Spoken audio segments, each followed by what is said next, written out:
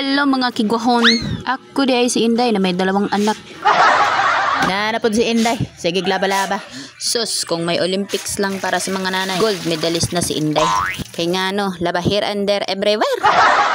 Okay, kusot mood na. Alam niyo ba, may teknik ako dito. May nalalaman ka pang teknik, Inday. Siyempre, ang tawag ko dito ay kusot with feelings. Woo! Kasi kung wala kang feelings, hindi lilinis yan. Pag sure, Inday. Tagaktak ang pawis pero laban lang. Kung may calories lang ang bawat kusot, payat na siguro si Inday. Mauna ni ang moment of truth. Ito talaga ang secret weapon para hindi lang malinis, mabango pa. Pag may daw ni, mura na kag naipagong pag-asa sa kinabuhi. Uy, manifesting si Inday. Daw ni bikini mirror. Oh, mga damit, magbakasyon muna kayo dito sa Planggana ha. Sana all. Feel my face.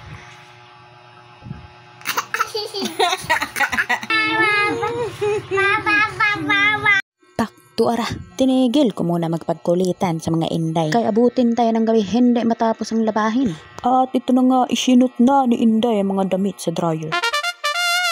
Ihulog na natin ang 5 piso. Baka maibili ko pa ito ng mani dyan sa kanto. At after 24 hours, natuyo din ang dryer ni Inday. Katagal ba? Biko kayo dyan. Bili na kayo. Damit talaga ni Inday, hindi talaga ni Biko. Ito ara, pagkatapos maglaba, magluto naman si Inday. Kusot-kusot kanina, hiwa-hiwa, ricatos naman niya si Inday. Ayan, happy birthday sa aking kapatid. Enjoy mo na tong araw mo, Day. Kay bukas, balik ulit sa gawain. Walang day off dito. Oh, wala na. May nanalo na sa kainan. Si Inday Gamay.